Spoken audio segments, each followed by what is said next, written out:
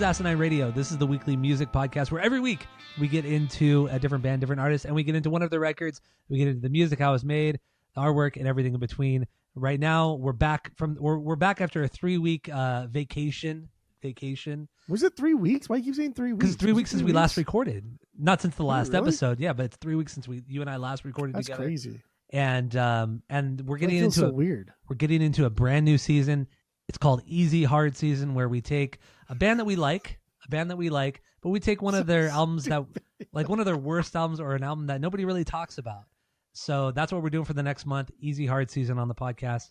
And what are we doing this week, Jeff? Go. We're doing Blink and their album One More Time. Part 2.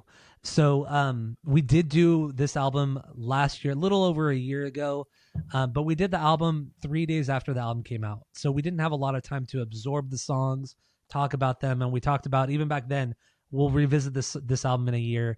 And here we are today. And since then, over this last year, they put out part 2. So an additional 8 songs, technically 10 songs, on top of the main album. So we're not going to get into those songs too much because honestly, they're lower tier Blink songs, and it's just better to talk about the main album anyway. So we're going to do a little bit of both, get into it.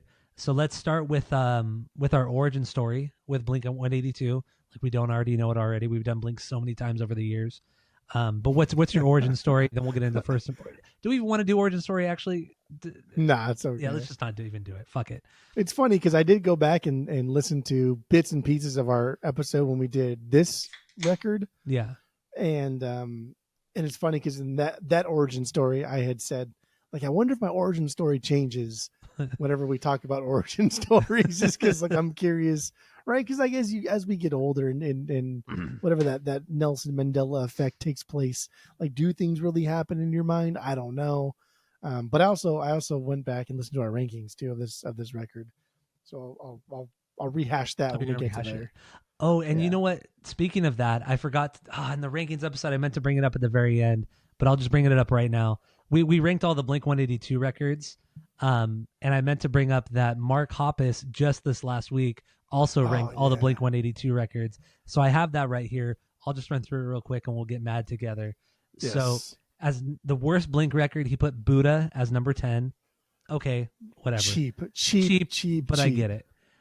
Cheshire Cat is his number 9. That's stupid. That's stupid. Already stupid. Yeah. Number 8, Dude Ranch. Really fucking dumb. So clearly he's really trying not to piss off Skeeves. He's really trying to like get into this new era of Blink.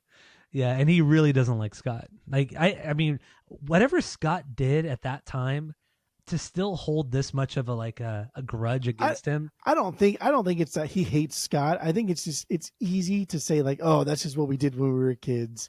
Oh, that's what we did before we were a band, before we were big, before we did something great. It's a lot easier to like dismiss that because he doesn't have to face Scott because they don't do that sound anymore. They don't do that kind of aggression anymore. I know, it's but a cop out. But damn it is a song that they still have in every single one of their set lists. And not only that, you know, I've always noticed this in interviews with this. Tom like never talks about Scott. He won't even acknowledge a question about Scott. But whenever Mark does, he never says Scott's name. He always says our old drummer. He never ever mentions Scott by name. He always just says our old drummer or the old drummer or before Travis. He never says Scott's name, which is so fucking weird to me. Like, what did Scott actually do for you and Tom to just hate him so much? I don't get it. Anyway, Dude Ranch is his number 8. His number 9 or his number 7 is 9. Okay, it should be lower, but he's still being stupid. I hate that California's higher than 9, but that's okay. Yeah, his number 6 is Neighborhoods, which is really fucking dumb. It's really dumb, but I'm surprised it's that high because he's always been very critical of this era of the band. So it's surprising that it's that high. That's an acceptable spot for Neighborhoods in his rankings. His rankings, yeah. Number 5 is California for him. That's stupid. I get it though. Like again, if we're doing like we're trying to like get into Mark's mind, I get it. That's a new era of Blink, and he has to rank these high because like if you rank those low, then it's like, dude, you just wasted all that fucking almost a decade of your life without Tom. Like you're a loser, right? You don't want to. he's trying to save face. That's what it is. He's trying to save face. Yeah, that's a good way to put it. Save face. For number 4, he put "Take Off Your Pants and Jacket." Okay, I get it. I mean that's right because of 3, 2, and 1. Yeah. Enema of the State was his number 3. Surprised that's not his number 1, honestly, because that was what made them huge. His number 2 was Untitled. Honestly, this should have also been number 1 for him. And he put One More Time as his favorite Blink record. Just every band does this. The most corporate of shill, right? Like, my God, bro. Like, get out of here. The Zach De La Roca, like, just cruising around in his jumbo jet while complaining about the man. Like, get the fuck out of here. Ugh. I know. Every band does that. Oh, this is our newest record's our best record ever. And then 3 years later, they're like, nah, that record kind of sucked. There were a lot of issues with that. It's so annoying. Why? It's okay to be like, yeah, I'm proud of what we just put out. Like, I like it a lot, but it's not our best. But like, I'm really proud of it. Like, what the fuck is wrong with that? Yeah, nothing wrong with it. So there we go. Those are Mark's picks. Let's get into One More Time by Blink-182. I guess this is kind of a good transition, right? So let's get into our initial thoughts of this record. We're a year deep now, a year into the album. We've listened to this record a lot over the last year, 2 months or so. So first impressions, what do you got? Do you have any stinkers? Go. My first impressions, I loved this record when it came out, and I gushed all over it, and I was happy the band was back together, because again, I like to shoot from the hip, you know what I mean? Bah, bah, bah, bah. Off the cuff. Owen Wilson, that's what it was. Yeah. What do you got, the Corinthians or whatever it was? Yeah, I was just very happy the boys were back together. I was happy that they were happy, and I think that bled into like my final thoughts last year. And I listened to it again. I was like, damn, I was like all over this record, and I kind of still am. I still am. I'm definitely a lot more critical this time around, but I still like it. I still love this record. I guess that was my initial thoughts. That's your initial thoughts. Okay, that's fine. That was it. Yeah, my thing was, when I first heard it, I really liked it a year ago.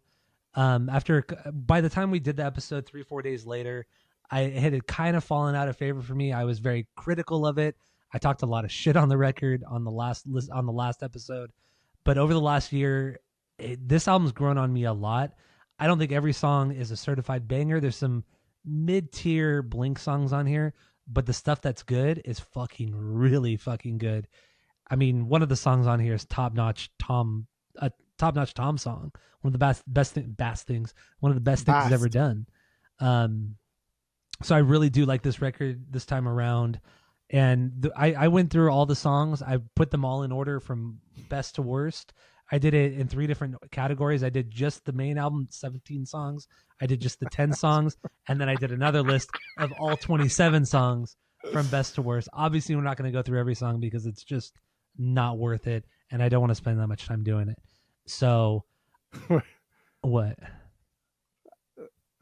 I thought you were here, but it was when Mom was here, and someone called his work where he works. He said Bosters with the BOSTRS. What was it? Was just like this Dave and Bosters. But it was just like, it was just so funny. I thought you were here, but you weren't. My mom was here. We laughed for like a day. That was good.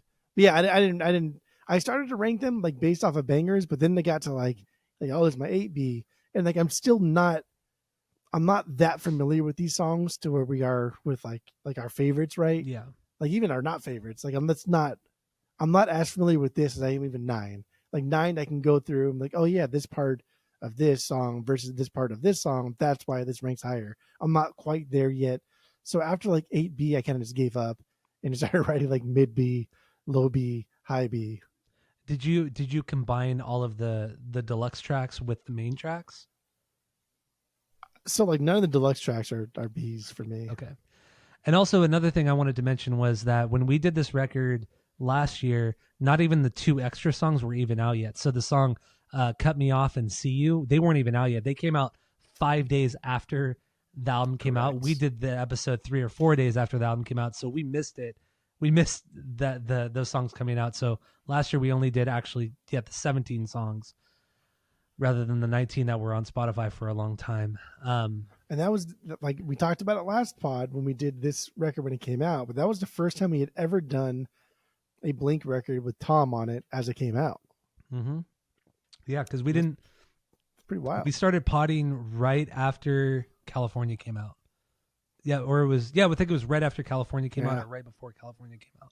That was when we our first first started potting. Tom record with Blink that we ever did live or in real time. In real time, yeah. Yeah, that's true. So let's, I mean, I don't have any stinkers. Obviously, like I said, some mid-tier Blink songs, no stinkers. You don't have any stinkers either.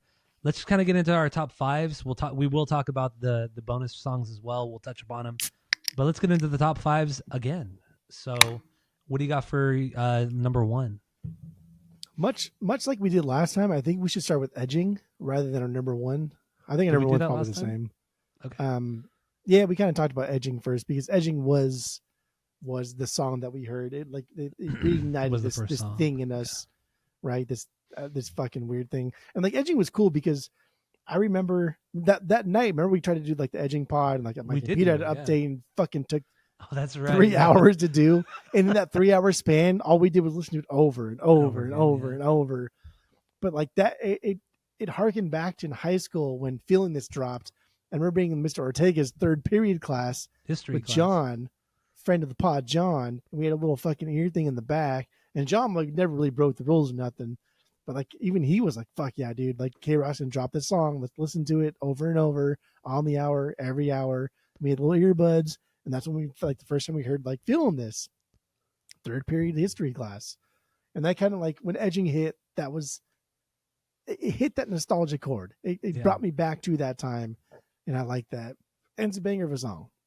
See, I think this is a lower tier banger. I think Edging's one of the worst songs on the record. That's wild. That's like wild. on the main record, the 17 songs. I think this is like it's bottom tier. I rank this out of the 17. I rank this number 13. Yeah, I still like the song, but goddamn, the song is it's a catchy song, but it's cheesy as fuck. The lyrics are some of the worst things. They're grown ass fucking men doing this. It's silly boy talk. It really is. This is my 6B, but way too high. Like when you say you're 13, that means there are 12 tracks better than this. Yes, that's what correct. I want to hear. That's correct. There are 12 tracks better than this. There is not 12 tracks better than well, this. I just said there were. So out of 17, that's fine. There are. So there's 5 songs worse than this. That's correct. Yeah, that's math, dude. Actually, 4 more. So 4 more. 13 and 17, so that's 4 more. That's math, dude. Oh, that's math, dude. Yeah, fucking nobody can do math in this fucking podcast. So yeah, Edging, it's just this pop punk, overly cheesy pop punk song that they shouldn't have made. It's fine, but in the context of Blink-182, it's just overall, it's like lower tier Blink-182. Like I would throw this in with California 9 era because it's that cheesy. It's Hold that. Hold on there, dude. This is the reverbed out drums. Come on, man. You have to understand like where this is coming from, right? Where is this coming from? This is coming from a band that does not exist until Edging. So how are we going to come back and show everybody that Blink-182 is still Blink-182, but a little bit older? Well, first we gotta show them that we're still goofy, that we're still immature, that we can still write songs. You don't have to do that. But they did it. No, you don't have to do it. You do have to do that, yes, because your favorite songs are all the goofy ones. I like the pen, throw the dick down the stairs. All you fucking talk about is that kind of shit. That's all you like. You still goof off. Like, get out of here. Yes, you do have to do that. That's what Blink-182 is. It's goofy pop punk, and pop punk is inherently goofy. How do you make it better? Is you're called Blink-182. So like you got to understand like where this is coming from, what the mindset is. Put yourself in Mark's shoes. Have a little empathy there, okay? I get why they did this. It's not the greatest, but it's not the worst. It's got a good melody to it. It's a good tune. It's fine. It's cute. Okay. And it's not like overly like the whole like concept of edging is a very contemporary thing. It is. It's not something that people talked about in the 90s or 2000s. It's a term that's I feel like has only come up in the last maybe 5 years. Yeah, it's a very new term. It's a very I'm stuck at home during the pandemic. How can I like just be as fucking edgy as possible? How can I just be different? Right? It's a very like I don't know. I think people became a lot different during the pandemic. The pandemic, when the world shut down, I think people's brains switched in different ways, not just like sexually, but also like attention span wise. Yeah. I see people's attention span be shot to shit post pandemic. Now it's hard to sit through a movie without fiddling on your phone or being on your computer the whole time or doing something else. The pandemic, I think, really rewired our brains as a society. True, but I mean, in the end, that doesn't have much to do with the song outside of the title. That you're. Oh, and what the song's about. So, okay. I don't know. Whatever. They, like you said, this is the first song that they came out with with Tom since Dogs Eating Dogs EP, and they put a video out for this one too. I mean, they looked, and this video that video's looked terrible. Yeah, it's a terrible video, and they all looked really old. Like when you compare this to the One More Time video, which came out 6 months later, they look so much better and healthier in the One More Time video than in this one. And I get it. Mark he literally beat cancer, or like he just got cleared cancer free like a month before they made this video. So I get it. He's still looking like not his best. But yeah, the videos and the concept of the video is just stupid. It's a dumb video. It's just a bad video mixed with the bad lyrics and cheesy song. It just doesn't make for a good thing. And honestly, this should not have been on the record. This song doesn't fit on the record. I agree. This should not have been on the record because we're talking like a year before this record came out. We heard Edging, right? So it's just like it's something to tide us over. Like, hey, it's a teaser. Hey, Blink's coming back. Here's a new song. Like if you took that song, if you took Edging and that's all it ever was, it would be fucking masterful. It would be amazing. Like, oh, remember that fucking song Edging they did? Like, yeah, that was cool. You can only download it or listen on Spotify or whatever the fuck it is. It's not on any vinyl pressing or whatever. That's cool. That's a cool concept. Yeah. It doesn't fit with what is happening here with One More Time. It's just one more. It's an outlier. I don't like it on here either, but I still think it's a good song. Yeah, it was a year before the album came out. They put the song and video out, and then remember too. I remember exactly where I was at. The when you could order the vinyl for the first time. There was no album art for it. It was just like, here's the prototype for the vinyl. You could order it now, but we don't know when the album's going to come out. You could just order it now. So you and I jumped on that. We ordered the vinyl, and that was October of 22. And then it came out, and then the album came out in October of 23. So literally a whole fucking year later. Yeah. That's crazy. How much this band or the songs changed. I would imagine how much the songs changed in that year, from 22 to 23.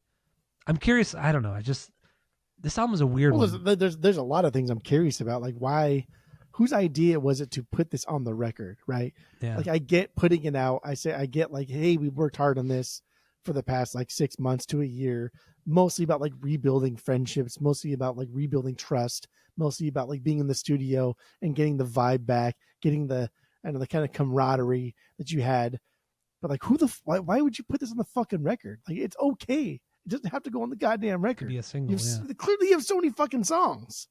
I know, right? Even without the bonus tracks, right? Was there 17 minus the 2, so 15 minus this one 14? 14 songs is still a good fucking record. Mm-hmm. Get out of here. I agree.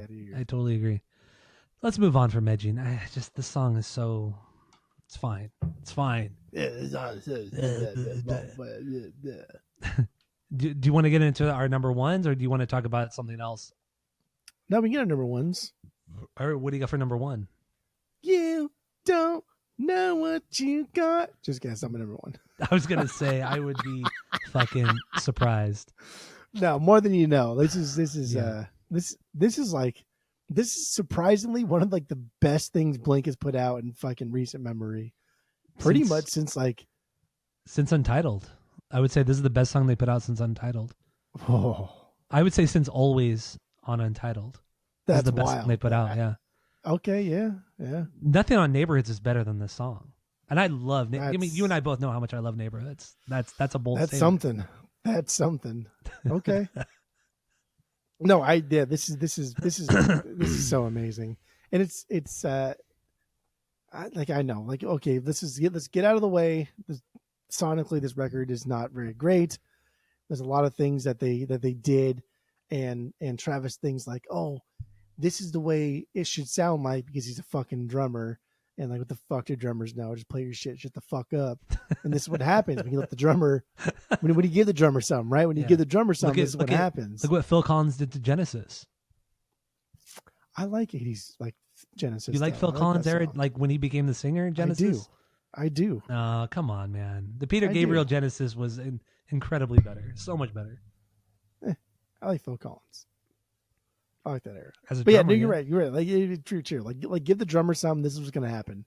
It's just, but like even his drumming, it just sounds like shit, dude. Everything's blown out. Whatever. Yeah. So like sonically, I don't want to talk shit about it too much because we can just go on for days about how horrible produced this record is. That's fine. Whatever. I don't give a fuck.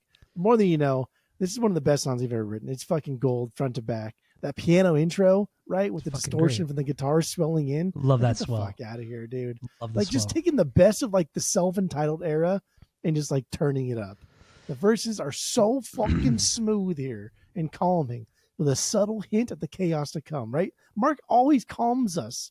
He's always calming with his chill verses. He knows how to calm us. He knows how to calm. He does. His chill look at the Plus 44 record, of course. Dude, it's just so calming. Like he just, that's just because his voice naturally is a more kind of like lower register voice, more of like a talking kind of gait style sound.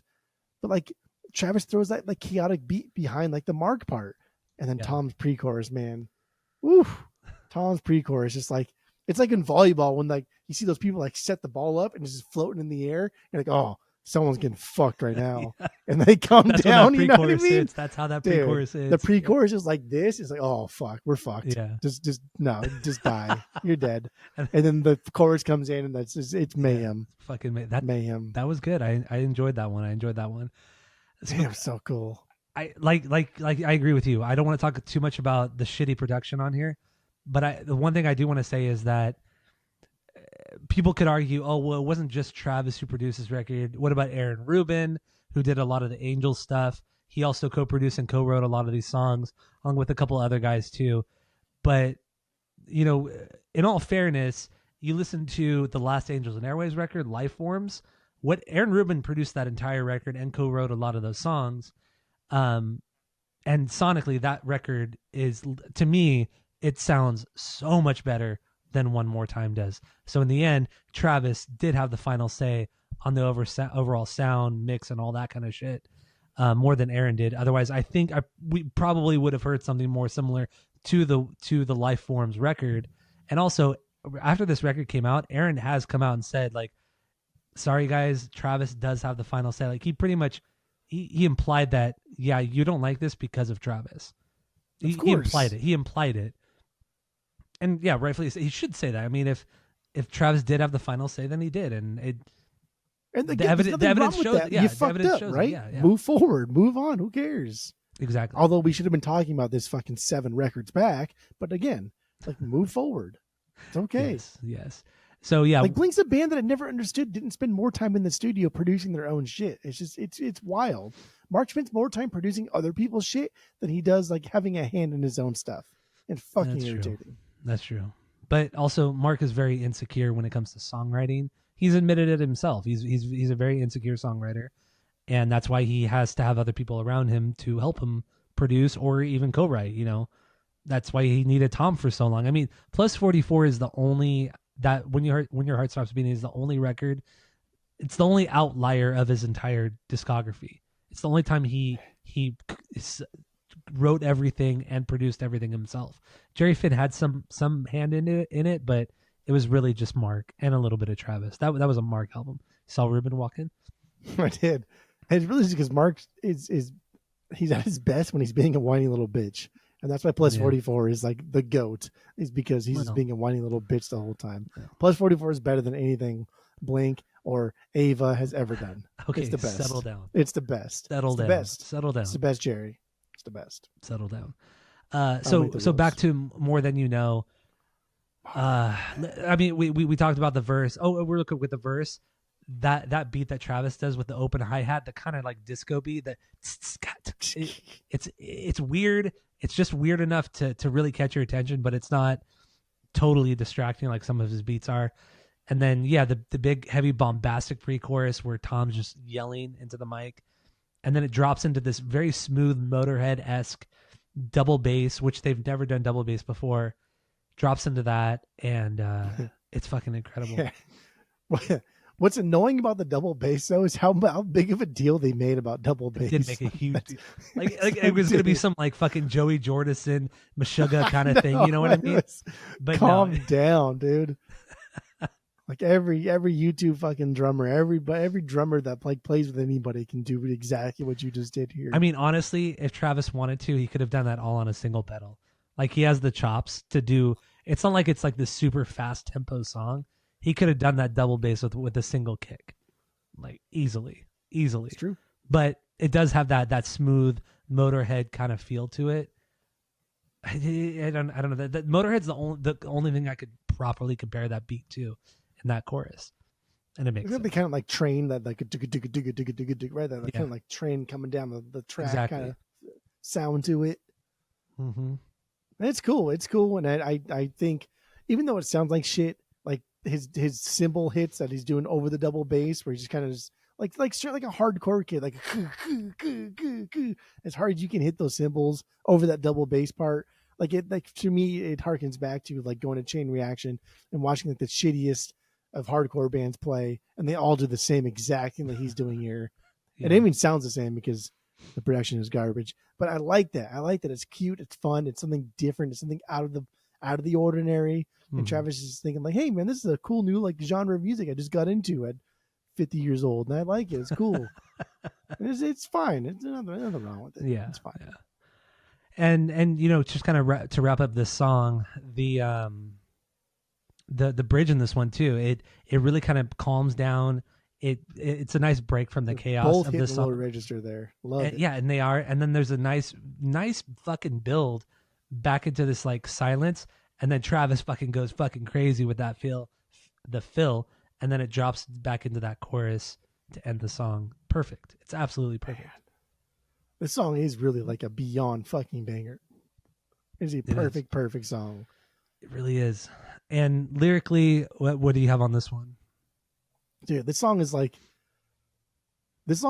both like deep and superficial, but also just perfect fan service. Oh yeah. This song is like everything that we want to see in like in a Star Wars movie. It's just give me good fan service. Give me like a good plot or whatever, but like just give me some fucking fan service, okay? Last Jedi, okay, everybody else, it's fine. But yeah, it's like Mark with cancer, Tom with Mark. It's just what we want. I want to hear everybody talking about like how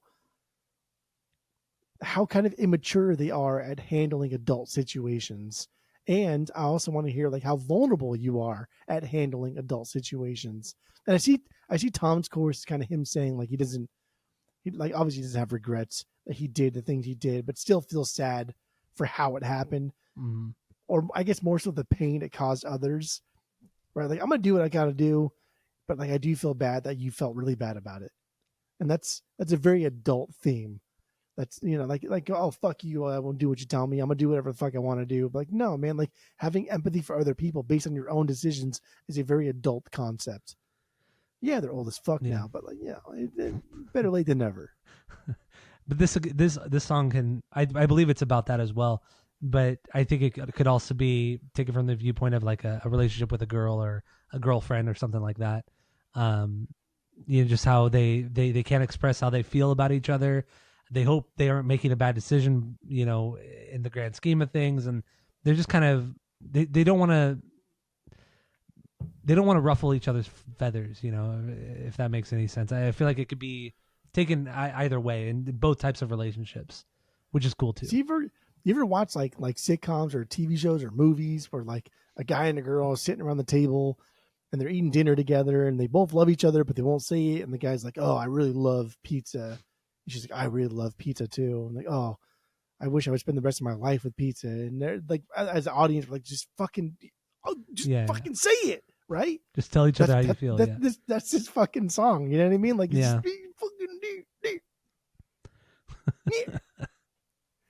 Agreed. So what do you got for your number 2 banger?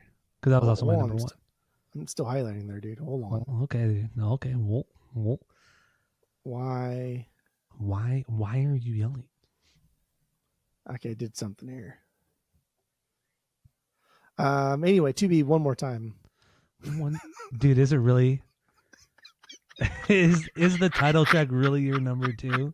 No way. Come on. Yes. Yep, dude. I'm such a cheesy fuck right You now. are an I don't even idiot. care. I don't even care. That's my 14. I know, because you're that's okay. That's okay. All right, what do you got on this one? This is stupid. I just end this. This is dumb. This song is the reason why they got back together. Like, I don't think you fucking even understand that. This song is that. I don't think you do. I do understand it. I don't think you do. I don't know that, dude. This song is the reason they got back. No, the reason they got back together is this song. That doesn't make any sense because that song would not be before they got back together. This song represents the reason they got back together. There it is. This is cheesy, like beyond belief. This may be the cheesiest thing they've ever done, but it's also like the most honest, because when we just talked about More Than You Know, how it's like, you know, like two people at a table. I love pizza. Well, you love pizza. I love pizza too. This is it, dude. This is like straight up like, here is how I feel, fuckface. Like, this is what you did to me. This is how you fucked me over. This is how you hurt me. This is how I still feel today. This is what I am going through. This is emotions on their sleeves. This is the most dashboard confessional they've ever fucking done. But it's so cheesy and so bad. Of course it's fucking cheesy. Get the fuck out. Who cares if it's cheesy? One of the cheesiest songs of all time. We love them. Remember the Macarena? Love it. Living the Vida Loca? Love it. That's actually a good song. Who cares? They're both bangers of songs. Get out of here. This is a pop song from a band that like pretty much like I don't know, just this is like pop through and through. It's hard to like to say that this is a good song because it's really not. But when we've become so accustomed to Blink writing catchy songs, and we just kind of like say, okay, well, the lyrics are fine, they match the aesthetic, whatever. This is like the opposite. Finally, this is like a very, and of course this is a pop punk band, so like how deep can they really get? This is a very lyric driven song that is deep. It's not complex, but it's straight from the fucking heart. This is the most from the heart that they've ever done. Like true. Ever. Yeah, true. Like by far, like leaps and bounds. There's nothing more from the fucking heart that they've ever done. These are the people that we grew up listening to. I agree. Now, like bleeding, right? Bleeding. Their hearts are bleeding. They're telling us how they feel. They're like pleading. They're crying. I know. I get it. It's crazy. I get it. But the song still kind of sucks. It still kind of sucks. It sucks. Just because the production is dumb. No, it's not. And no, the it's not even that. dumb. It's not even yes, that. Yes, it is. The song. Come on, man. Just the guitar line that it's not even like normal strumming on the guitar, which could be fine, but it just sounds weird and offbeat a little bit, but not in a good way. And when you watch them play the song live, Tom doesn't even play it that way. He plays it like properly strumming, and it sounds way better that way. Not only that, you get all this like stupid fucking piano, all this layering, this atmospheric shit. You get all these bells. You should love that shit. You get all these bells. Jerry Finn and what he fucking raped fucking Enema get from. Get out of okay, here. What are we talking about? Get out of here. The one tiny part of one song on Enema of the State, which is actually an organ. There's it's organs not a piano. all over Enema. But once again, that's an organ, not the piano. Two different instruments, dude. Well, that's two. You like the piano dude. More than you know, there, dude. Hold on, there, dude. Well, that's wrong, dude. Well, but also then you get all the bell hits. Like, come on, man. What are we fucking Smashing Pumpkins? Pumpkins? Are we doing Disarm? Like, this is fucking stupid. The bells are the worst part, or not the worst part. Yeah, the worst part. The bells are the worst part. It's just not. It's just not a good song. It's not a good song. You could say it. It's fine. Silly. It's not a good song. That's silly. But that's silly. You think it's not a good song? The chorus, fuck, man, that shit's catchy. That shit is so goddamn catchy. But outside of that, the song is not very good. And then Travis sings on this song. You know, you just the first of all, he barely sings. Toward the end, he barely sings. But and if sings. You didn't know Travis sings, then you wouldn't know. You wouldn't pick up that he sings. So that's this song that's and a moot point. Fuckface. This song and Fuckface are his lead vocal debuts, or lead vocal songs. This song is only bad because like people are just like, oh, it's like. It's so cheesy and produced, but then we'll sing along to like Sweet Caroline and shit at the fucking bar. and like sing along to kind of like fucking dumbass songs like that. Like, who cares? It's Those good. are better songs. Those are better songs. Who cares? Who cares about the production and that kind of shit? That's all you talked about, no, though. I All you don't. talked about was the production, the bells, and fucking everything else. Because it's over the the top. strumming pattern. Get the fuck out of here, dude. You're missing the meeting. You're missing the forest through the trees, baby girl. Come on now. It's still not a very good song. It's not a very good song.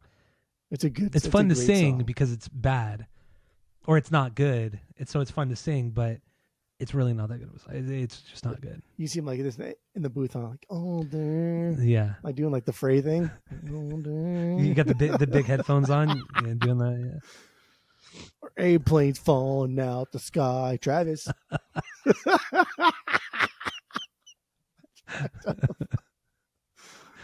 That's what I was thinking about too. The hand over the earphones. Yeah. Oh my God. You got to plug the one ear so you can hear yourself actually sing. Hit those notes. Hit those notes that they don't actually hit because everything's so auto-tuned on this record, which is fine. It's fine. You can auto-tune. It's fine. But yeah, I mean, you can't deny that all these songs are just covered with pitch correction. Whatever. They're old. They want to sound younger. I like that you said pitch correction because I heard it as bitch correction, and I'm going to always say it as bitch correction now. Bitch correction. That's a more like aggressive term that we should be using for exactly what is happening all over this record. Yes. Bitch correction. Bitch correction. But I like the song. I just like watching my boys be back together. Okay? When they say that, come on. When they say that, it's like, so dumb. It's like you and Skip expect this big grandiose thing. I don't care. I don't just want see that. My boys be boys again. That's all I want. I want to see the dudes that I grew up watching as friends become friends again. You want these fucking? I want Enema Part 2. I want no, dude. I just want to see 2 dudes be happy. That's all I want. And this is it. So I'm happy that you're happy. That's it. All right. You could put out a turd, but as long as you're happy, fucking I'm happy. Also, I'll buy it. So they really so they put Edging Out in October of 22, October of 23, or maybe late September of 23.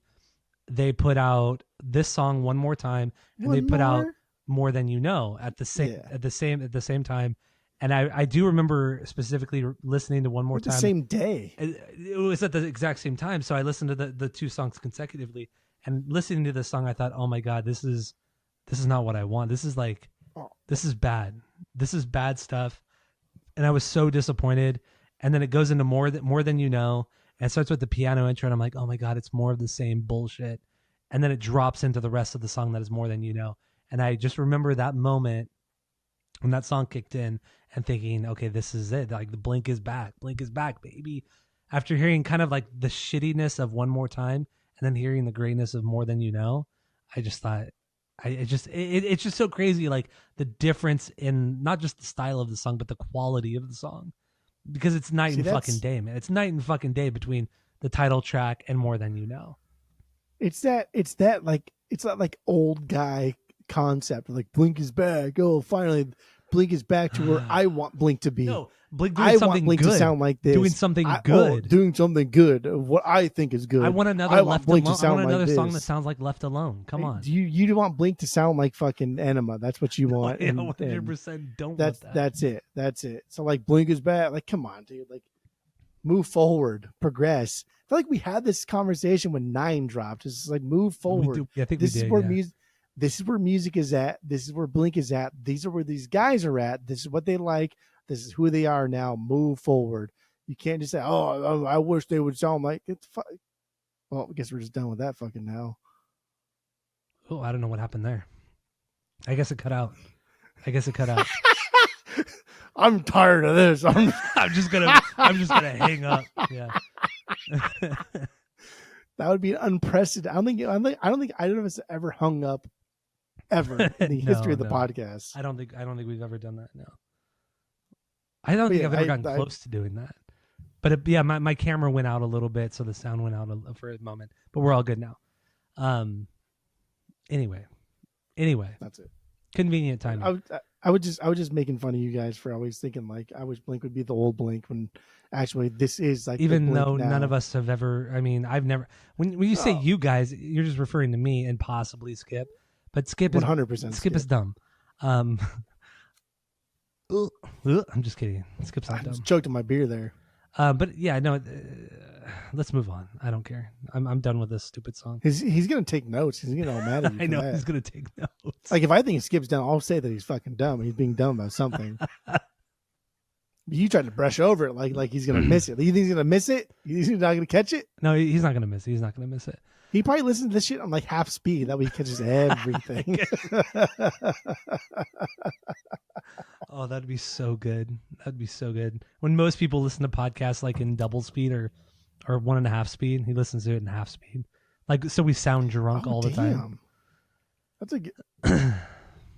Well, you never done that Is before? that how you get through all your podcasts? No, You I just listen to double don't speed? do it. I've done it every once in a while, but I don't like it. I don't like doing it. But I know a lot of people do that. They listen to it like. Can you tell at 1.5 speed? At 1.5 you could tell, but at 0.5 it's harder to tell. And 1 you could, depending on the podcast, you could really tell. But 0.5 it'll cut like a good 5 minutes off of the podcast. That's not enough to care. Okay. Anyway, 5 minutes. What does time mean what over is there, time, right? baby? Come Who on. knows? Come Who on. knows? Can you snap? Oh, damn, you snap. Wow, that's a good snap. Those are girthy I got snaps. the Three Stooges thing too. Yeah. Come on. Got all the Wow. snaps. Anyway, that was your number 2. My number 2. Are you okay? I can't. Sorry, I do You, that you again. can't How'd you do that the thing? you can't do the curly snap. You're just like slapping like this. Just 3. There it is. It's just 3. Left hand, right hand, slap. Left hand, right hand, slap. Left hand, right hand, slap. I don't know. That's too difficult. I can't do that. Come on, dude. This is the stupidest podcast ever. See, with the video, you can see me trying to I do it know. like Makes it even out of worse. frame. You're you see me looking like down at yourself. practicing out of frame. At least I was bringing my hands up to the camera so the camera could see my hand. Well, I don't want you to see me practice. I want you to see me do it perfect. Oh, okay. So I'd rather watch you look down at your lap. Okay. Stupid. That's something. God, this podcast is dumb. We've gone off the rails. But that's okay. It's okay. Three songs deep here. My number 2 is Blink Wave. Blink Wave. Where does that one sit for you? This is my 5B. You're acting like you hate this song, you fucking idiot. No, because like it's just I remember we talked about this last time, and like this is one that you were kind of on the fence about. I was like, very I don't on know if the I like fence this about one that much. I don't know if I love this or not, and like it's not like a great song or anything, but it's a really really cool fucking song, and it's just like showing again how they're stepping out of their comfort zone and doing something a little bit different, but very contemporary, very demure. Yeah. And I like that. It's cool. It's cute. It's fun. It's fine. Travis slays at his drum parts here. Yeah. God, it's so stupid. This is the song that changed most on my my rankings of all the songs, because I was very indifferent about the song. It was lower tier, but not long after we recorded that episode last year, this became like one of my favorites. So this song is incredible. It's very new wavy, very synth driven, Cure-esque. Which is cool. I mean, I'm not a big new wave guy, but they did it so well in this song. That chorus is incredibly catchy. The kind of note matching that Tom does with the synth and the stuttering that he does. I love the stuttering. Fucking fantastic. Tom like never takes a breath in this fucking chorus. He's just always like speaking. He's always just talking. He's not like fast or nothing, but there's never like a real catch your breath pause. Yeah. But it's cool. But yeah, like the note matching that Tom does, I fucking love that. I think it starts up so quick, and Travis drives that beat so perfectly. He really does. The open hi-hat, 16th notes, it's fucking great. This came at a time when I found this dude on Instagram who did like this genre thing, and like vaporwave was one thing that I never heard of, got into. It's a great And like genre. it just so kind of happened. Like I don't want to say I got into it. I just listened to a lot of vaporwave, and then this came out, and it was like it's just Blink Wave. And I was like, oh, this is for sure going to be like a vaporwave thing, and it kind of just have a lot of similarities there. So I like this song. I love this song. I liked it then. I like it now, but it's not like a top 4 thing here. That's Come on, guy. Come on, guy. This has the great verse with Mark just doing just absolutely killing it on the verse. Doesn't have any of that California 9 Feldy sound in the verse, which he does a lot on this record, and it really frustrates me. But he absolutely kills it on the verses. Tom, what he's best at are the pre-choruses. Although in this rare case, the chorus is better than the pre-chorus, but the pre-chorus is still fantastic in the song. And then it does drop into that 16th note hi-hat chorus, and the melody in the chorus is absolutely incredible with the synth note matching. This chorus is great even without Tom. Like you could take Tom out of this chorus and the chorus would still be great. You put anybody in there. It's a really, really good chorus. It is. Yeah. But overall, this is just like a Life Forms Ava sounding song. And you know what? Life Forms is to me, the last Angels and Airwaves record, Life Forms, is far better than this Blink record. It's true. It is far better than this album. I think Life Forms is an incredible record and way better than this. Of course you do. Way better than this. Of course Come on, guy. Of course you fucking do. Get the fuck out of here. Get the fuck out of here. It's more fucking gay. It's fucking gay. Anyway, Blink Wave, that's my number 2. Lyrically, I think this is just like post breakup and he just can't get over her. That's really what this song is. Whatever. God damn it. What? Why are you screaming? There's something I did on Google Docs here to where I have to like ask myself permission if I can adjust things. But I'm the only person here. All right. So then what's your number 3? Or you want me to just kind of talk and vamp? Oh, I got it. Done. Did it. Good. No, I'm good. Terrified. More than you know. Terrified, the Boxcar song. The Boxcar song, yeah. That's my number 6. That's good. So what do you got on this one? Right. No, it really is just a Boxcar song, right? So like literally whatever was written during those sessions. Whatever you think Boxcar sounds like, that is here. Yeah.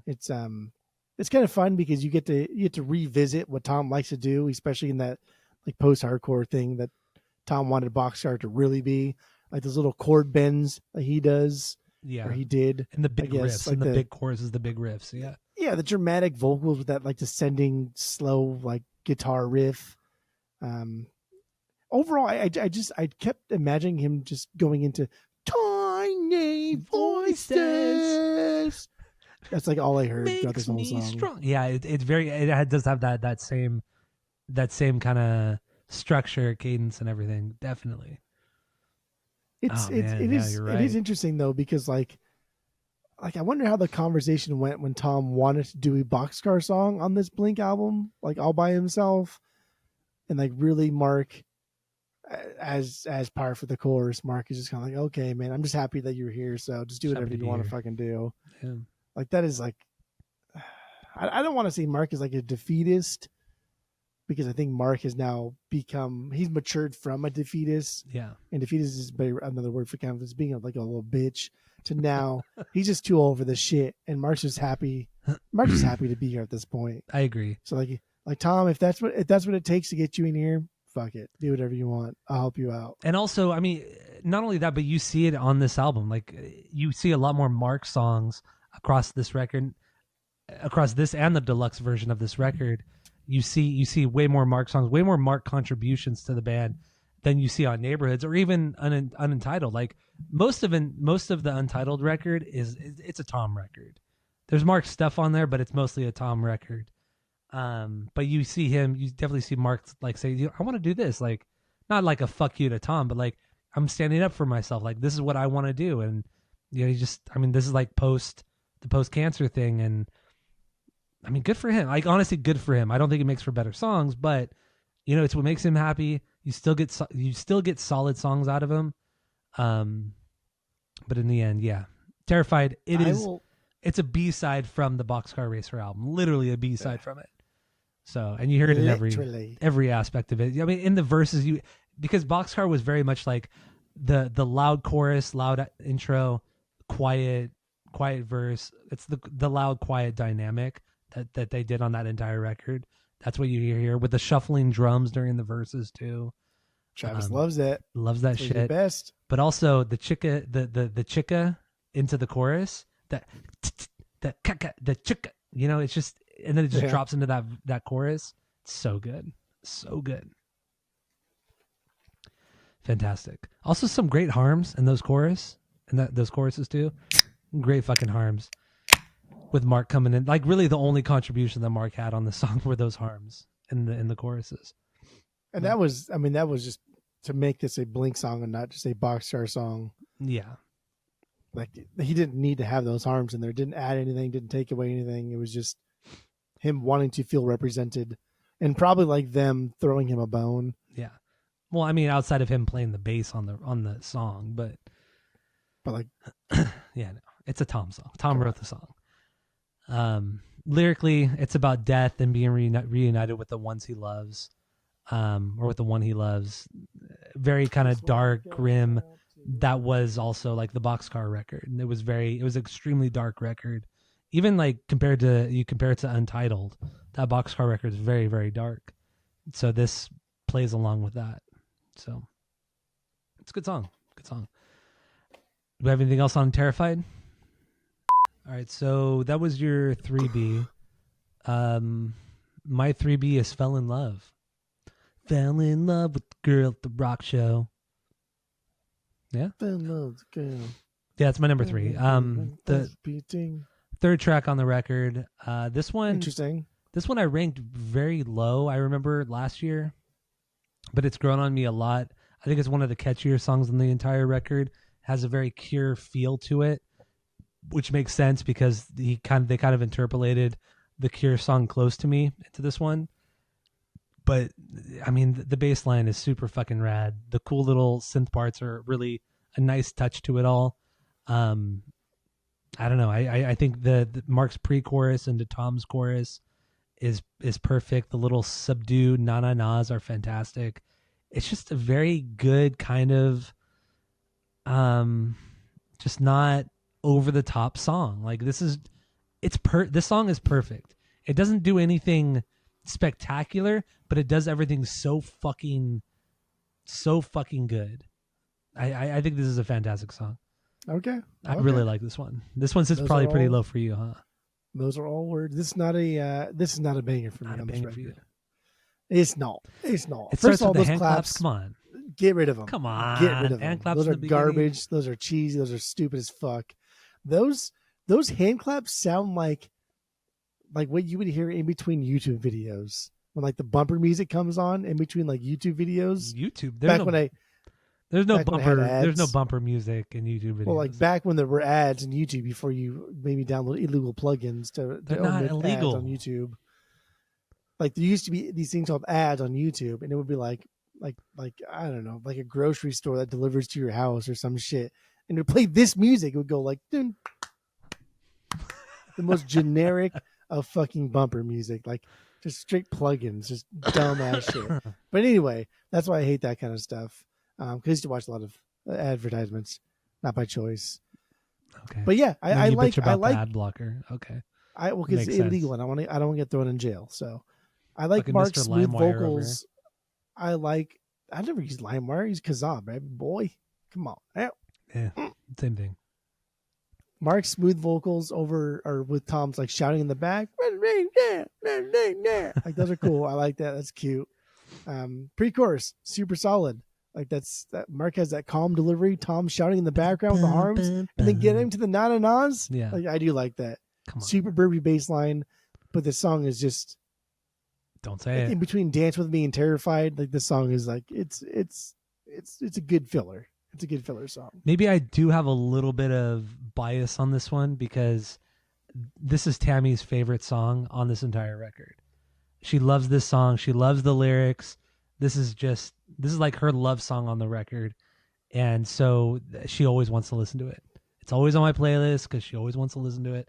So maybe there is some bias here, But in the end, it's a really good song, and there's a lot of different things happening, a lot of cool sequences or sequencing in this song. It's just a really well made song, but it doesn't take you over the edge like More Than You Know or Terrified or anything like that. But it's consistently just really fucking good. No low points. There's no low point. I mean, you bitched about the hand claps because you're a bitch yourself, but the hand claps are stupid. Yeah. Okay. They're bitch hand claps too. There's like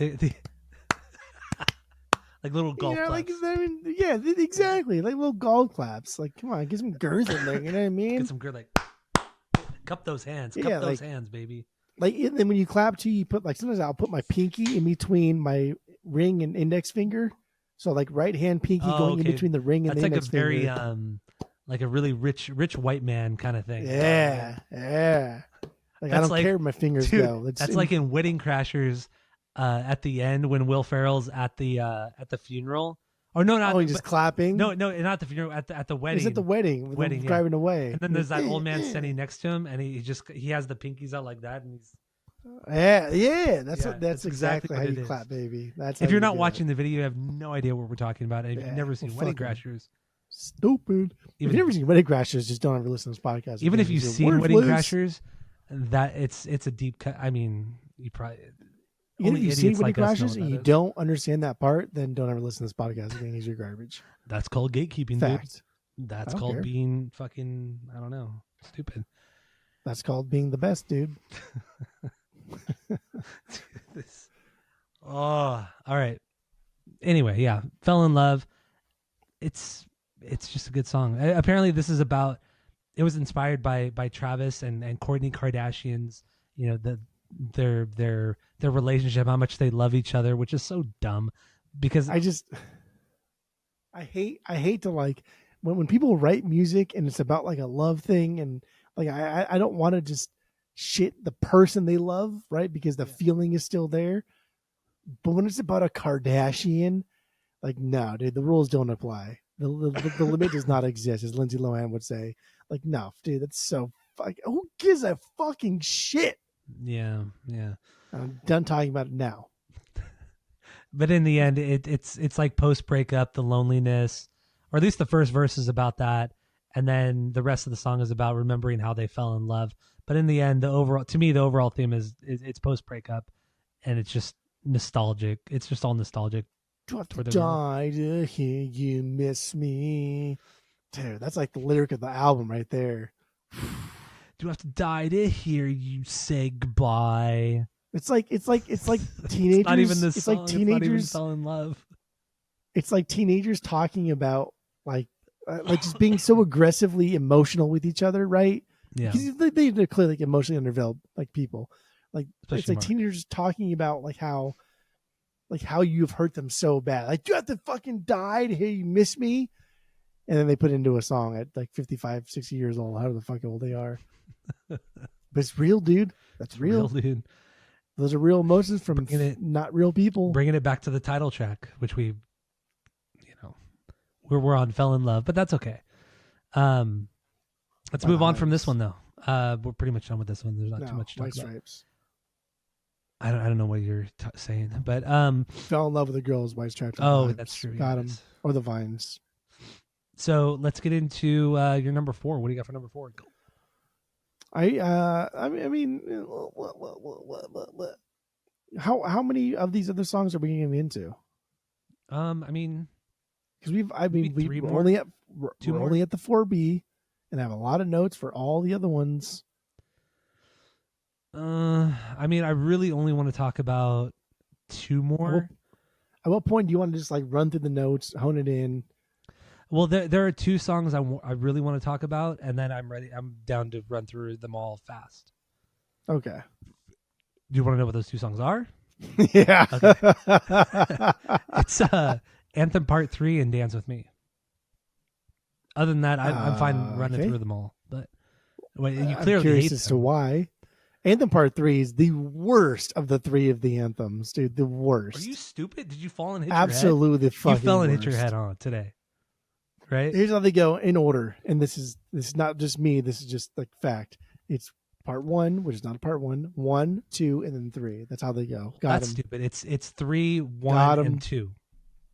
That's the way. 2. Anthem Part 2 is the worst of all the anthems. Oh, sorry, Hands I instantly down. just fell asleep. Hands It was down. so stupid and boring. What you just said. Anthem Part 3 is the best of the 3 anthems. And, I mean, come on. Okay. That's just stupid, silly boy talk. Get the fuck out of here. You're dumb. This is just a copy of part 2. It starts the same. It fucking even starts the same with the first word is the same. Everything about this is the same fucking thing. Because it's a Anthem good, Part 2. kind of like homage or like a good continuation of the second one. Stupid. That's what they're all part of. They're all they're hold three on there, different dude. parts. Oh, They're 3 hold different on there, parts. dude, because Anthem Part 2 is a afterthought. Anthem existed in itself without anything else. There was no grand scheme. There was no big idea to make it a 3-part series. Anthem happened, and I'm gonna say it was done, and they did part 2, and Tom was like, "Oh, I can extrapolate themes and concepts from Anthem and just do it a little bit different." And that was so cool about Anthem Part 2. Anthem Part 3 just like, I'm gonna rip this off. Call it a day. But the good thing about Anthem Part 3 is that it kind of brings it all back together. It gives it a modern approach. It takes what was cool about Anthem Part 2 and then just makes it way fucking better in Part 3. It's just a way better song. It's a faster song. It's a snottier sounding song. Does it make it better?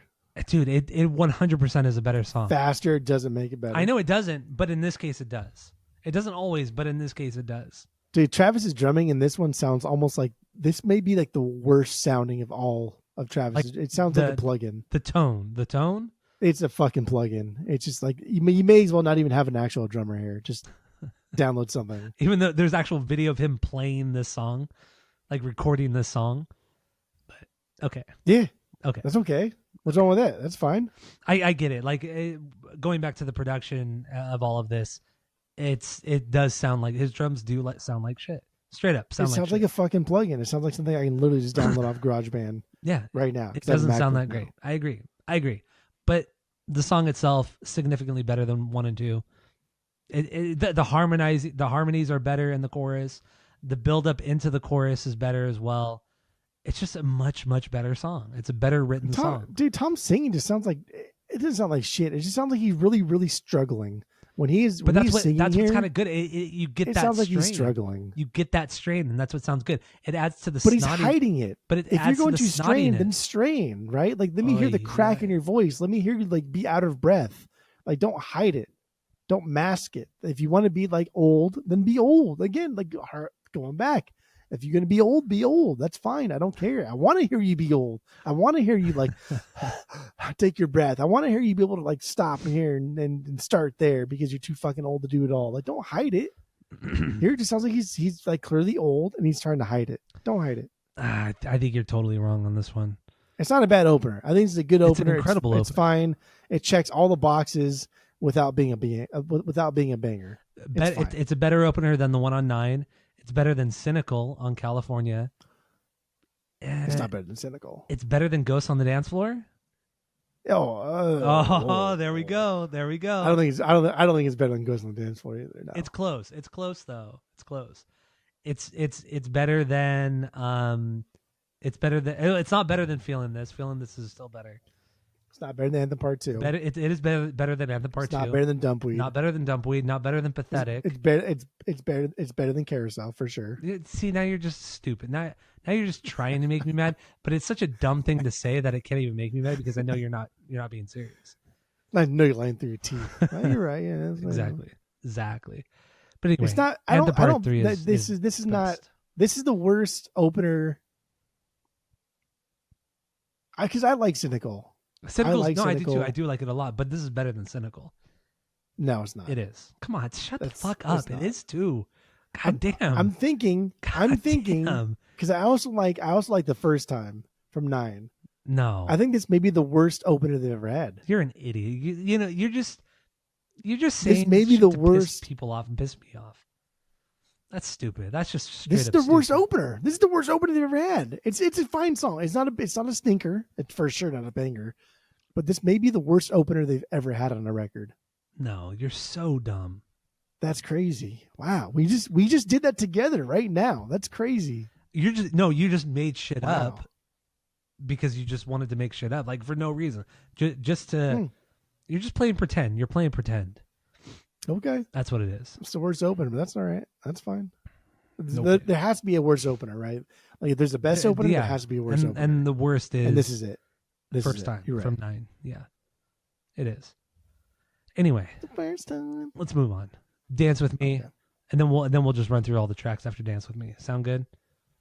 Okay. Got it. I mean, this is the big one. They made a video for this one, an homage to the Ramones, which we talked about the Ramones last month, and this is one of my least. This may be my least favorite video they've ever done. I just don't give a fucking shit about Dark Side this. is way worse than this. Dark Side is way worse. You're so hung up on Dark Side for them like just being with kids and having a good time and like finding themselves in their youth finding themselves why they wanted to be a band. It's they're just like, trying so you're so hard. hung up on the kids thing. They're trying so hard in that video, and it comes off as pathetic. I don't think so.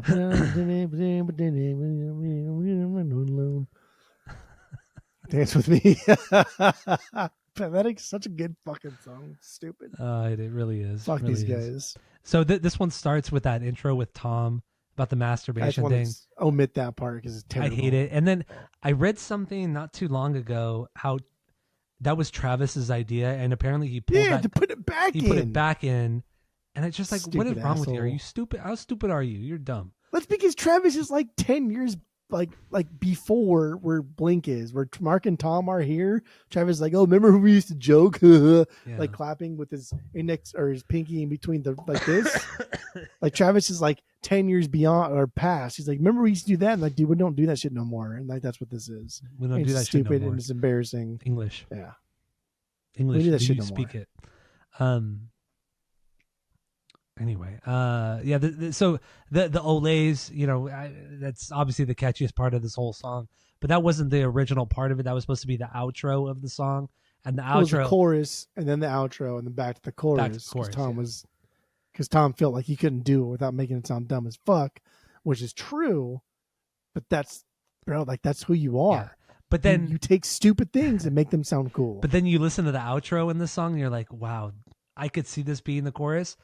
And it could be really, really fucking good. Like you could have taken the Olays and put them in any song, but had you put the outro as the choruses, it would have been really fucking good. It would have been so fucking good. Maybe. Come on, guy. But the Olay works because it's okay. So like for me, the Olays work because in between like the two choruses, you get Mark.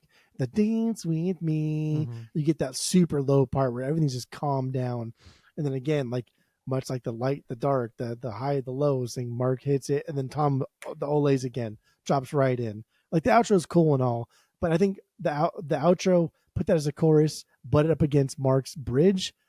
I think it would diminish Mark's bridge. I don't like that. All right. And when it comes to the like breaking down the song a little bit too, Tom, his vocals are really snotty sounding, like going off of Anthem Part 3, still very snotty sounding. I get it, the bitch correction and the auto tune, all that shit.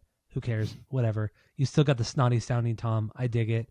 Also, the bass is turned up really loud in the mix, especially in the verses, and it cuts through so thick and so fat. Fucking love the bass tone on this song. One of the few compliments I will give to the production of this album are the bass tones on this particular song. It's fucking fantastic. I love it. So this is probably my this is besides One More Time, obviously, but this is my favorite like lyric song on the record. I love the way Tom says these lines when he's like thinking like the don't think, maybe she won't refuse. She knows. There's like two different things going on there. Like don't think. Yeah.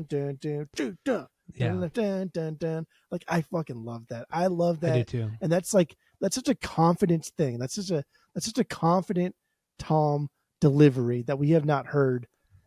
Fuck man, it's probably like since Self-Entitled. Yeah, we have not heard Tom be this confident since like Self-Entitled. Confident and even then something unique too. Like you wouldn't hear that during the Feldy era. Like Feldy would have never allowed something that kind of too choppy. Yeah, too choppy and just too out of the box. It wouldn't fit into the pop sensibilities that was the Feldy era. And I feel like with Neighborhoods, Tom was a little too disconnected from Blink. So he was just so up his own ass during Neighborhoods, which I still love, but he's still very much up his own ass. I don't know. I agree with you. I feel like Tom did take a lot of chances vocally on this record that he hadn't done since. I mean, he did it on Lifeforms. In all fairness, there was some weird shit on Lifeforms that he was doing vocally, but prior to that, he hadn't done anything kind of different or wild since Self-Entitled. So, so good. It's a good song though. I song. really do love this song. God, the verses are really good. The verses are really, really good. I mean, like the old ladies are fine, but like the verses make this song for sure. But it's also Travis's playing during the verses too. Like whenever Tom hits those certain beats vocally in the verses, Travis is also hitting like the open close hi hat. I forgot what it's called, what that technique's called. But you have the open close, the like he's hitting it on the right beat when Tom's like really kind of spitting the words at you. So it gives the vocals that extra punch that you really need. It's a danceable beat, and then Mark hits that like heavy like driving bass line forwards, like which is also very reminiscent of like Self-Entitled, and just that like aggressive low end punchy bass line sound. Fuck, it's good. It's a perfect song. It's a good song. It is. I should have ranked this higher. I ranked this as my 7B, but this should be a little bit higher because you're stupid. It's the way she goes. Just cannot even fucking you're holding that tight for so long and just let it fly. It's gone. Like a little kid with a balloon, just like oh there it goes. Into the ether. Goodbye. Lyrically, it's just about being a shy guy with no game, wanting to talk to a girl, and then finally getting the courage to do so. And that's really what this song is. A shy guy like in Mario? What? Super Mario Brothers, a shy guy? You know what a shy guy is? What's the shy guy in Mario? You know a shy guy? What's shy? What? Oh, is it the ghost? With the like hiding? No, that's Boo. Oh, that's the shy guy's like the guy with the hood and has like the white mask on. In Mario World? Which he's in like all Marios. Stop saying Mario. Stop doing that. That's so. Stop doing what? Do you not? I don't know. I don't know what guy you're referring to. Shy guy from the Super Mario Brothers. Like probably like I don't know. Stop what? Stop doing that. I don't. You know what you're if doing. You don't know a shy guy for Super Mario, I can't explain it to you then. Anyway, let's move on. Let's continue the bad joke. Okay. Are there any songs you want to kind of take a deep dive into, or you just want to kind of run through them? We can run through them, and then I literally have notes for everything, but I don't care that much. I do too. Because it's more like, oh, here I am writing notes, like Elf, like Buddy from the Elf. Like here I'm singing. It's Christmas. I think that movie Elf is so overrated. Yeah, that's wrong, dude. Because Elf it's is fun. top 3 Christmas movies of all time. But it's a little overrated. Come on. The only gripe that I have about Elf, is the most vanilla fucking love interest possible. And also, like, why do you need a love interest, man? Like, why does Buddy need a love interest? You know, like, God damn it. And plus, Will Ferrell's like 16, so he's like 25. Like, why the fuck do they need to get together? Good Lord. Anyway, let's move. Let's get into. Let's go track by track. Run through it real quick. Turn this off. What do you got? Banger. Good song. It's a banger of a joke song. Both of them deliver their verses extremely well. I like it. Yeah. That's all I got. Short punk song, 23 seconds. I think it's 23 seconds or something like that. Maybe I don't know, something like that. If they stretched this out to like a 2-minute song, it would have been fucking top-notch stuff. Really good stuff. Really graphic vocals, but it's fine. Who cares? Next song. When we were young.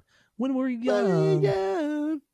I like this because it matches the entire aesthetic of like the When We Were Young festival, right? The whole like all these fat cats, and they're probably like 20 years older than us. Like, how can we get the 30-year-olds to spend more money? Oh, let's tap into the nostalgia. They're buying Nintendo 64. They're buying records. They're doing this. Let's put on a festival and charge them a fuck ton of money to go to it. Yeah, that's what happened. And that's what this that's what this song kind of reminds me of. And it's still good, only though. a name. I like it. Okay. Only in name. Otherwise, I think this is kind of a lackluster song. It's lower tier on this record for me. I can't. There's a lot of Angels and Airwaves in this song. There is, production wise, dude. Tom's chuggy guitar playing, the synth in the background of the chorus. It is, but nothing quite hits right on this one. It's a good song. When I listen to it, I have a good time listening to it, but It doesn't stick with me afterward.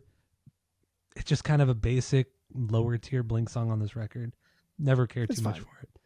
So edging, we talked about. You don't know what you've got. You don't. I hate when like choruses are just going to repeat the name of the song in the most generic way possible. Yeah. You don't know what you got. Like, come on, bro. Till it's over. It's over. Like, that's not a banger for me. This is one of those ones that's like, it's not a bad song, but like, damn, this is fucking pretty. This is pretty close. You push my buttons here. This is the worst song on the record. Deluxe and all. Deluxe and all. Out of all 27 songs. What? This is the worst song. Over the deluxe version? This is the worst song on the entire record. Yeah. Out of all 27 songs, this is the worst one. This is pretty bad. It is the worst. It's still fun. It's still fun to sing. You're pushing me. It's still fine, but yeah, it's the worst. It's like, just really like you're just gonna repeat the fucking title of the song in the chorus slowly and annoyingly. Fuck that. But also on Neighborhoods, Love Is Dangerous. He does it. It has the kind of the same structure of Love Is Dangerous, but at least Love Is Dangerous was so over the top dumb and so much fun to sing. Exactly. This doesn't have that charm. If you're just gonna repeat like the name of the track in the chorus and you're gonna do it annoyingly, do it as annoying as fucking possible. Do it so annoying that it's now iconic, and that's Love Is Dangerous. But I will say, in the verses in this song, it's straight up plus 44. Like Mark sounds exactly like how he would have sung on that plus 44 record. That's the only real positive thing I have to say about the song. Otherwise, it's the worst song on the record. So, anyway, I don't care. This song sucks. Blink Wave, we talked about. Bad News. Bad News. This is it's a Mark song. It's a Mark-led song. Faster. It's kind of all-encompassing. I think Tom's doing this sort of like Eminem's riffage here. Travis is pounding away, doing the Tom fills like he did on Toy Badge. It's a solid song. It's fine. Yeah, there's some good back and forth, some cool lead guitar parts, like in the pre-chorus. There's some good lead guitar parts. But overall, the chorus is pretty weak. Lyrically, it's kind of fun to think like, could this be? I mean, I've read that it's about Tom, but I honestly think it's more about Feldy and all that kind of stuff, because it really seems like there was a huge falling out between Mark and Feldy between 9 and this record and Tom coming back. I don't think Feldy liked Tom coming back at all, because it ruined it. It really hurt his bank account. I really feel that way. So yeah, Bad News, whatever. It's a good song. It's fun, but I don't really care to talk about it too much more. So I don't care either. Hurt, the interlude. I mean, this is a Angels straight up wooden toe song. Yeah. It's there's nothing to it. It's a fucking interlude. One of the 2 songs only written by the band, which is so weird. Yeah, there were a lot of songwriters, or there were like 6 not or 7 as many songwriters. as 9 in California, but still a lot. Still more than 3. Yeah, it wasn't like 9 where every song had like a different set of songwriters. At least with this one, it was like the main guys, the 3 guys with Aaron Rubin did a lot of stuff.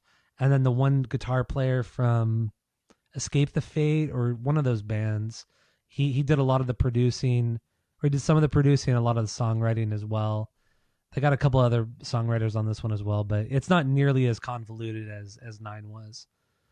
But whatever. Turpentine. Turpentine.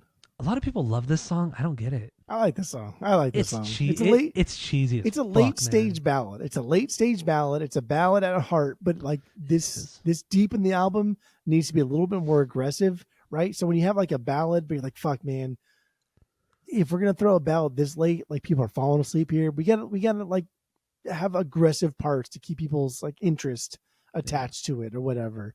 I love the way Tom sings here. He really does the dramatic thing kind of well on this album and the song. He does. It's just, it's fine. It's really broken down in its delivery to kind of keep it interesting, and that's what I like.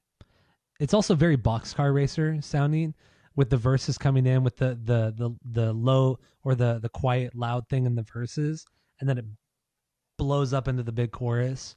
It's very, very Boxcar Racer too. And then the bridge with Mark, just like, was it shark smell the blood in the water? Ba, ba, ba, ba, ba, ba, ba, ba.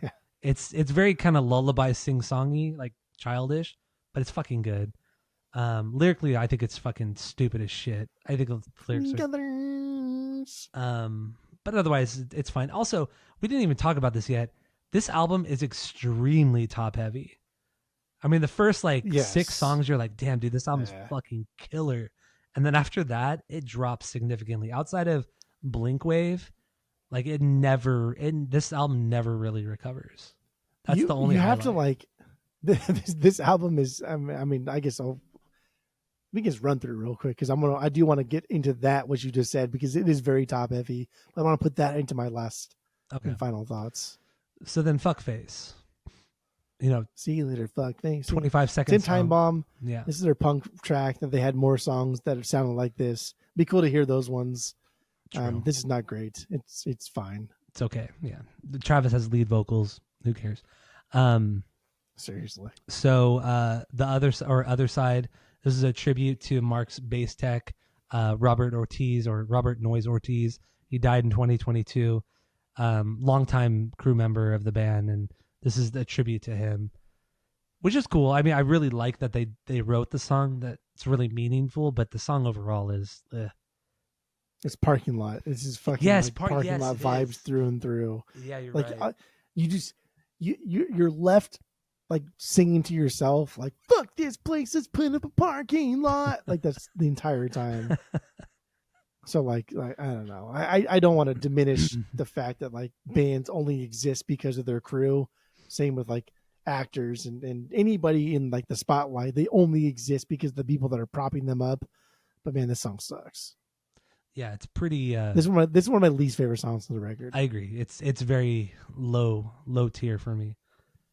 So the next one, because this goes in the new sequence of songs, "Cut Me Off." Do you want to get into this one next? I'm good not getting into anything else. We gotta run through the bonus songs at least. Come on. Okay, all right. If I could cut me off, it's fine. This is one of the bad news to me. This is a very new wave song. This is one of the songs that was released 5 days after the album initially came out, but only digitally. Yeah, it's a good song. Good back and forth between the vocalists, between Mark and Tom. But there's some parts where Mark says "cut me off," but it's done in that vocal effect that sounds like Simple Creatures.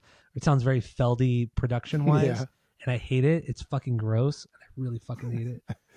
Yeah. But otherwise, the song's just good. not a fan. Just not a fan. Yeah. That's okay. "See You" is another one of those songs. One of the songs that came out 5 days after. Very Angels and Airwaves-esque. Very the big chorus and everything like that. Still good, but it would be like a lower tier Angels song if it were to ever come out. The proper last song to this album is "Childhood." I like this song a lot, actually. This actually ranked a lot higher than I was expecting. This is tough. This is tough for me. It's cheesy. Hated it, liked it, and now I'm back to hating it. Really? Yeah. I kind of like its like earnest feeling in the way that Tom sings, especially.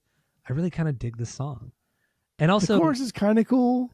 Like I don't know, but like other than that, it just reminds me of like that song that Mark lent a verse to, that Biabudi, the coffee song.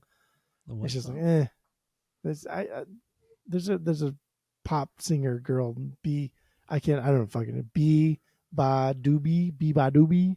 I don't know what you're referring don't to. Say wing, to say long, don't say wing. Whatever. Okay. If you heard this fucking song, you'd be like, oh yeah, I know the fucking song. Well, I'm stupid. I mean, Childhood too. It also has this like weird nostalgia feel to it that I can't explain why I like it, but it does have this weird nostalgia to it. So I like the outro. Yeah. Just synth and unlike anything they do is just fucking rad. Yeah. And then going into the deluxe portion, which we haven't touched upon at all, actually. That's fine. It's not worth it. No fun. This has like that very synth deluxe songs are. That synth Angel and Airwaves build up to it. Tom's full on marble mouth in this fucking song, dude. Yeah, definitely. Good Lord. But then shut up. After that intro, it drops into that Dude Ranch kind of riff and everything like that. But then the way Travis is playing the beat, it sounds like it's about to fall apart. Like you don't really know where he's going to go or where he wants to go. So it's a very, very confusing song. That intro kind of reminded me of Kiss and Tell too. Just that's kind of the vibe I got from that. I don't Whoever know. I'd have to Maria is. listen to Who was Maria? Did we ever figure out who Maria was? Marie is his wife, is Tom's wife. Oh, that's Yeah. boring. I assume that's who the song is about. But her name is Marie, not Maria. Awkward. I don't know. But apparently this song, No Fun, was the first one that they worked on for the album. And Aaron Rubin, the producer, songwriter, was the one who confirmed that. So this was originally supposed to be, this is the first song for the record. And then it ends up being a bonus track. Whatever. It happens. All in My Head. You know, that spoken word intro with Mark. Oh, I fucking hate it. Has some kind of like metalcore guitar lines in the beginning. Also kind of spread out through the track. Some cool back and forth, you know, Mark and Tom vocals in the chorus. This is one that I actually wish they would have explored further, because this song is about like them questioning whether or not they should even be a fucking band, and like whether or not they even have it in them, like physically, emotionally, mentally, to take the stage night after night. And I'm like, damn, that's a fucking cool, like, that's a cool concept. You're old as fuck. Like, should you even do this? Like, should Blink-182 get back together, right? Yeah. And that was a cool concept. And I wish they wrote a better song around that. I know. The lyrics were actually very, very introspective and very good on this one. You can't say that for a lot of the songs. A lot of the songs are very surface and, you know, stupid. Yeah. But this is like lyrically, this is one of the better ones for sure. But also, you could have easily changed out Tom's vocals and put Matt's vocals here. Like, this could have been a song off of California easily. It's very much a Cali kind of song. So, so the next song, Can't Go Back. This is very late in the game. This is recorded in like mid 2024, right before, you know, this is like wrapping up the mixing, mastering of the deluxe version. I don't give a fuck about this song. It's just slow, like, to me, melancholy. This is, I don't care. Like, now we know what it would sound like if Mark sang on like an Angels and Airwaves track. Yeah. Like, that's what this song sounds like to me. Yeah, I guess so. They were also playing the song live. Like, out of all of these deluxe songs, you're playing this song. Like, it's so boring. Why waste time? Why waste time? This song is so boring. This is the second worst song on the entirety of everything. Like, this is the second worst song. That's wild. Okay. But Mark says, like, oh, this is my favorite song from these sessions. It's like, come on, guy. Like, you don't have to play into this whole thing anymore. You're 50 something years old. You don't have to say one more time as your favorite. I feel like once you've had cancer and it goes away, like your card that you can just say whatever the fuck you want, just drop it. You know what I mean? Like, drop that draw 4, whatever the fuck you are. Who cares? Okay, I get it. Yeah. Just say what you want. Like, bro, you had cancer and like you beat it and you're over. Just drop that draw 4 in any situation possible. He did that, and he did do that a lot on this record. Whatever. I mean, I'm glad we got a new Blink record because most of it is fucking fantastic. So every other weekend, are we really going to run through this last fucking 5 songs that are just mediocre? Kind of looking through it. Yeah, I don't care. Yeah, let's not do that. But actually, one last thing. The last song, Take Me In. I really like this song. I like this song too. Right? It's so good. Yeah, I do like this song. It's a slower jam. It's a Blink ballad. Tom does the leads in the first verse. Mark does the second verse. I playlist of this shit, dude. Too. So did I. This is actually a really good song, and this is like up there with song. Like the better of the songs on all 27 songs. This is really good. Honestly, people should talk about this one more. It's very ballady, but who gives a fuck? The melody is there. The kind of the build up in each verse, like each verse builds up the exact same way. It's very extravagant, but they each have their own verse, but it builds up the exact same way into that chorus. It's fucking great. I fucking think this song is fantastic. For me, it's very like praise and gospel. Yeah, and it's like for me, it's the Take Me In when Tom the Take Me In. It's you put your hands up like you're Dustin and thrice. And you're doing this now. Like, you know what I mean? Palms up. Like this. Oh, I love it. Yeah. It's a good song. I do too. I like this song a lot. The bridge is super cheesy, and you could hear the auto-tune, the bitch correction. It's so fucking obvious in that bridge. I mean, it's obvious through the whole record, but it's just like, man, what were like to feel like they could even try to get away with it in the bridge of this song was unreal. Yeah, Take Me In. This is truly, to me, it's a hidden banger. I'm glad you like it too, because I really thought you were going to hate it. This is my Um, favorite. I shouldn't like this because this kind of song that I shit all over, but I think it's just so. It's a good song at heart, and I think yeah. like production wise, like they probably just like, dude, we don't have time for this shit. Like I have this to do. I have this to do. Travis has this to do. The 14 other producers have this to do. Just auto bitch it and call or bitch correct it and Bitch call it a correct. day.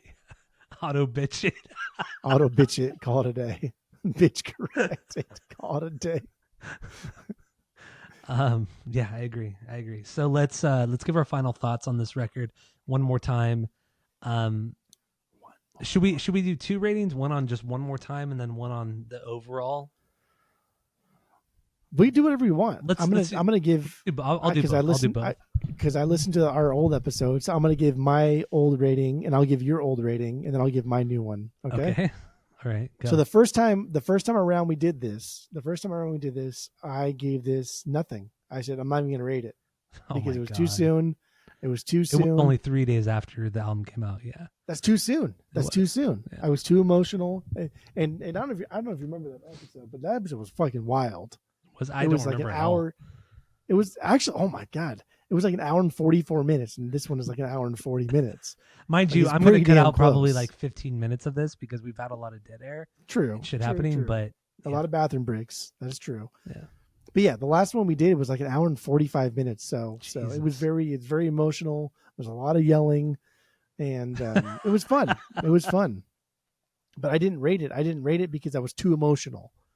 Okay. And I think now do you want to give do you want me to give my rating and then give what now I got you. Never mind. I have so many different I thoughts know. going on at Yeah. the same time that I can't keep track of them. I am just happy that they are back together. Again, I like seeing I like just seeing like friends back with each other. Even Yeah. if they don't do anything, just seeing like that person with that person who used to be really good friends together in the same room. It's like, dude, that's wholesome for me. That's cool. I like it. Like I'm too old now to give a shit about anything new, anything like anything. I'm happy living the rest of my life with nostalgia because I like that. That's fine. If new stuff comes out that I also really enjoy, that's fucking cool too. But I'm happy also just living in the past. Either way, I don't give a fuck. I'm just happy you're happy. And that's why I'm so excited about this new era of Blink, even Mhm. though it is eh, Ton of nostalgia eh, though. A ton of nostalgia. it's rough, and they're playing into that, and that's why this record works so well for us is because they are playing into nostalgia in every aspect they possibly can without having to write new music. And Mhm. that's really what this record is. This record is a record that we have heard so many times before, be it Blink, be it Angels and Airways, be it like Plus 44, be it the stuff that Mark has done on the side, production wise, guest vocalist wise. There's nothing new about this record at all. It's playing in nostalgia in every way, shape, or form. Objectively, it's not a great record. This is silly boy talk. Like if you're late to the Blink game, you're like, oh, let me pick up this record. This is dumb. This is dumb old guy fucking dad rock. Yeah. Like Crosby, Stills, Nash doing pop punk. This is stupid as fuck. This is only good to people that appreciate nostalgia, that appreciate like where these guys came from. And we talked about it before in the last pod, but like these are and the whole no effects thing too. Like this plays perfectly in the no effects like nostalgia thing where we were devastated by like no effects breaking up. Yeah. That was something that affects like us as children, like our adult children selves are now affected by this because we grew up watching no effects. We grew up with Blink-182. We remember when they broke up once, twice. Like we That's broke right. up too. This hurt us to our core. Yeah. This was something we talked about. We still talk about it. You know what I mean? Like I know. we still argue about like what happened, who did what, and like who gives a fucking shit. But these are things that like affect us, like drive The our dumbest daily. way. Yeah. It really does. It drives like our likes and our dislikes, and then what we seek in music and what we don't like. It's wild, like how much Blink affects like our subconscious and also like our taste in music and pop culture in general. But ultimately, this record it's cute. It's cute. Cute. It's like a dog that like you probably shouldn't like, and like probably shits on your fucking bed and you fucking hate it so much, but like it's a cute dog. It's like what are you really gonna do? You know what I mean? Like you're not gonna kick it out of the house. It's like Ruben. This record's like Ruben. Hey, like it's like Ruben. Watch Ruben's the yourself. biggest douchebag dog No, I've he's ever not. met He's in the my best. life. But like He's laying right next to me right now. he's the best at being a douchebag. No, he's not. He's the best dog ever. But he's still a cute dog. Like Ruben's a cute. He's got the little ding, ding, ding, ding, ding, Yeah. ding, thing going on. He's got He's like adorable. what do you call pigeon toe, but like out pigeon toe? Like the ballerina kind of. Yeah. Is that the That's what pigeon-toed? that's what Tammy and I always call it. Like he has his feet go out like that, like a ballerina. Yeah, like Ruben's a dick, but he's old. You know, he's got like the underbite. He's got the watch yourself. ballerina thing going on. His underbite's like, not that bad. He's not like a normal Shih Tzu. He's not like a normal Shih Tzu. He's do adorable. all Shih Tzus have the underbite? Well, he's half Shih Tzu. But yeah, all Shih Tzus have that gnarly underbite. What's the other half? Bulldog? Yorkie, baby. Get it? What do you, I know, what do you get when you I- cross a bulldog with a Shih Tzu? I know, That's all right. bullshit. Okay, yeah. Right. Jokes, dude. It's endearing. This record is endearing. This era of the band is endearing. I'm happy to see other dudes happy. You know, it's just it's nice. It's just nice to see bros reconnect. Yeah. This record's not that great though. So It's just- okay, so based off of our world famous 3-point rating system, what would you give it? 3 out of 3 is a perfect album. 2 out of 3 is a good album, but you're gonna continue to listen to it. 1 is a bad album, give it a shot, and 0 is the worst thing you've ever heard. So what would you give it? Go. I didn't rank it last time, and Don't be I would stupid. give You it- better rank it this time. I'll give it a 2. I'll give it a 2. Okay. I'm gonna listen to this over and over and over again. We'll probably do another podcast about it at some point in the future. A couple of years. And I'm gonna love it. I'm gonna sing along to all the songs. But like, come on, it's not that great of a record. Okay. But like, it's our boys. They're happy. I'm happy. You're happy. We're all happy. Hey, All right. So I mean, I agree. I'm glad they're back together. I'm glad they're happy. I feel like that the next album that they're gonna put out is gonna be much better. They've toured the fuck out of this record. They've toured the world. They've toured places they haven't toured that's ever, wild. or places that they haven't toured in 20, 25 years. Played Coachella for this fucking record. Yeah, I mean that's one thing too. So they've done a lot on this whole album cycle that they've never done before, which is incredible. Which, you know, to me that's kind of reminiscent of Enema, the State, and Toy Bash. They blew up at that point. They were doing a lot of shit they weren't doing, and they're like, okay, now let's make a record for ourselves, which is Untitled. I'm not going to say their next album's going to be like Untitled, but I feel like at this point they don't have anything to prove, so they can kind of do whatever the fuck they want to. They don't have to try to make another pop punk hit. They don't have to do this or that or whatever it is, you know. Like it could lead to something bad, like something like where like something within the band that's not good, like they don't agree on shit, or it could be something absolutely great. We don't know. We won't know for another year or two probably. But I think the album is very top heavy, like I mentioned. There's some fucking amazing songs, a lot of mid-tier Blink. I'm going to always listen to this record. I really do like this record. A lot of these songs are constantly playlisted for me. But with that being said, I'll give this a 2 out of 3. 2 out of 3. Honestly, the only other albums I give a 2 out of 3 would be 9 in California. And Buddha. I would also give it 2 out of 3 as well. Do you know what you gave this last time around? What did I give it? 2.75? What did I give it? 2.25. 2.25? Okay. Yeah. Okay. Yeah, I mean, I do like this record more than I did a year ago, but I was also very emotional. Like we talked about, it had only been 3 days since this record had come out, you know, and I do remember that weekend very specifically because it came out on that Thursday night. I remember I listened to it on that Thursday night because it came out at 9 p.m. Thursday. Listened to it. The following night, I drove out to LA. I was really sick too. I was really sick that weekend. Because you had just been out here. I always get sick whenever I see you for whatever reason, or whenever I go out to Arizona or you come out here. Like No, you get sick before you come out here. You're always sick when you come out. I'm a here. little bit sick when I go out there, and then I get even more sick when I come back because I treat my and you body spread like your fucking sickness. garbage. I treat my body like shit, so I get even more sick. So that year, I went out to LA to go see Wednesday 13, and I was really sick. I took a shit ton of medication. Because I just like Tylenol or Advil, whatever. I just to make myself feel better to go to the show, And then I remember on the way out there, I listened to the Blink album, and on the way home, I listened to this Blink album, and I listened to it probably 5 times, or at least 5 times that entire weekend. And then we recorded on that Monday night, and I just only 3 days, but I listened to it like 7 or 8 times maybe altogether. But I was very emotional. I was very emotional about it because it's the first Tom album, and that's probably why I gave it a higher ranking. But that last episode we did though, it was like I didn't listen to the whole thing that we did. I listened to the beginning, and then I kind of fast forward through a lot of the parts in the middle. But it was emotional, dude. We got wild on that one. I don't remember. It was one of the most wild episodes I think we probably have ever done. Like it would have made Angel all fucking like flustered, like you did back in the day. Friend of the pod Angel. Yeah. Oh shit. Well, anyway, yeah, I gave it a 2 out of 3. You did too, which is fair. So thank you all for listening. Keep listening. Tell your friends, share all the posts. We are starting easy hard season. Like I said, we're doing bands that we really like, but probably their worst record or an album that people don't talk about too much. So that's what we're doing for the next 3 weeks from here on out. So that's it.